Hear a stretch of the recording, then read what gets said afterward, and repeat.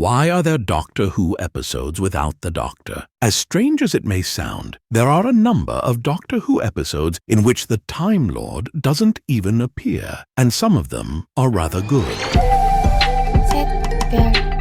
Back in the 1960s, Doctor Who episodes were churned out at a weekly rate. For the cast, it was like having to put on a one-act play every week. They would receive a script for a single 25-minute episode, rehearse it throughout the week, and then record it. Rinse and repeat. And the seasons were incredibly long. Doctor Who, Season 6, for example, spanned an incredible 44 weeks. Obviously, the cast weren't expected to keep going for this length of time without a break, and periodically the main cast members would be given time off, meaning that there are a number of Doctor Who episodes, often in the middle of stories, in which the characters simply don't appear. Their absence is usually woven into the narrative, though, or circumvented by having the actors pre-record short scenes, which could later be slotted in. Sometimes it's imperceptible. The fact that Carol Ann Ford is missing for half of 1964's The Aztecs is barely noticeable, given that she pre-filmed a number of short scenes prior to her vacation. In these particular Doctor Who episodes, the explanation is that she has been sent away to be educated. And in the Keys of Marinus,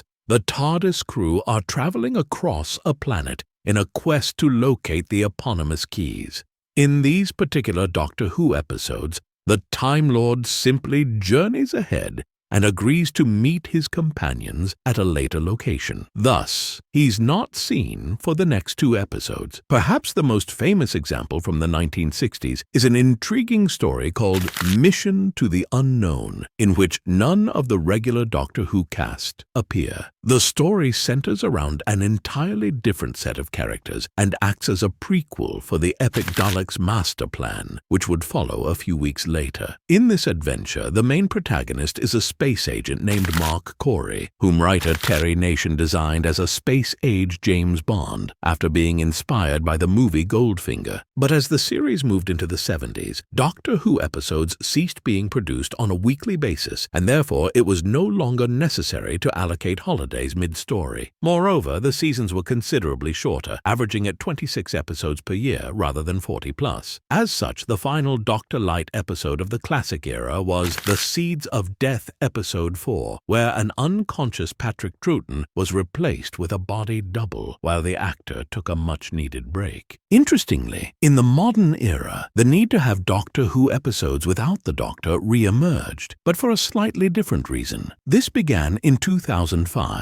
with the introduction of the first Doctor Who Christmas special, which meant that the production team had to produce 14 Doctor Who episodes instead of 13, but in the same amount of time. The solution was to shoot 2 Doctor Who episodes simultaneously, and this meant one of them would have to largely be without the Doctor and Rose. In Series 2, this episode is Love and Monsters and centers on a character called Elton, who is on a desperate quest to locate the Time Lord. David Tennant and Billie Piper were shooting The Impossible Planet and The Satan Pit when this particular story was being made. And whilst Love and Monsters isn't a widely loved adventure, the Dr. Light story, which followed in 2007, received widespread praise. Blink is notable for introducing the Weeping Angels Doctor Who monsters, which arguably have become as popular and recognizable as other classic villains, such as the Daleks and Cybermen. Indeed, writer Stephen Moffat won 2 BAFTA awards for his script, as well as a Hugo Award for Best Dramatic Presentation, short form. Moreover, the episode was voted the 6th greatest Doctor Who story of all time in a 2023 poll by Doctor Who magazine. But by the time Series 4 came around, the production team decided to shake things up. Rather than have one episode without the Doctor or his companion, they would split them up. One would be without Donna in Midnight, and one would be without the Doctor in Turn Left. And like Blink, these episodes proved to be extremely popular with viewers, perhaps because they demanded more creativity from their writer Russell T. Davies.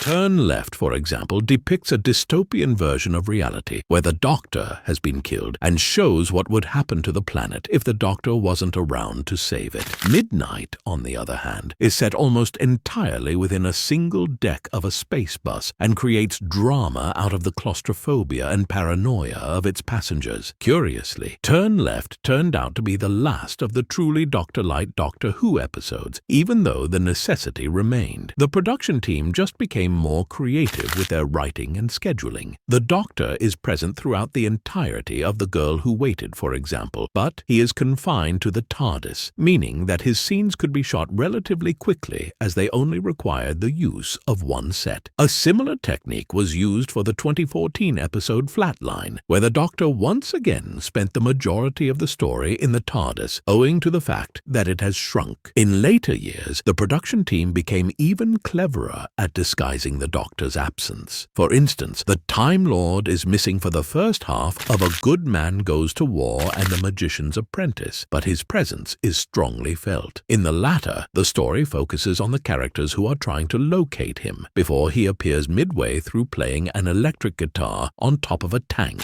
And in A Good Man Goes to War, he is shown in silhouette as he travels through time and space, recruiting an army to take with him to Demon's Run. As such, it may seem strange that there are so many Doctor Who episodes in which the main character doesn't appear, or when his appearances are kept to a minimum, and stranger still that some of these episodes have gone down as some of the greatest in the series' history. Surely it is a testament to the power of Doctor Who and the quality of its scripts. Which is your favorite of the Doctor-light or Doctorless Doctor Who episodes? Let us know in the comments below.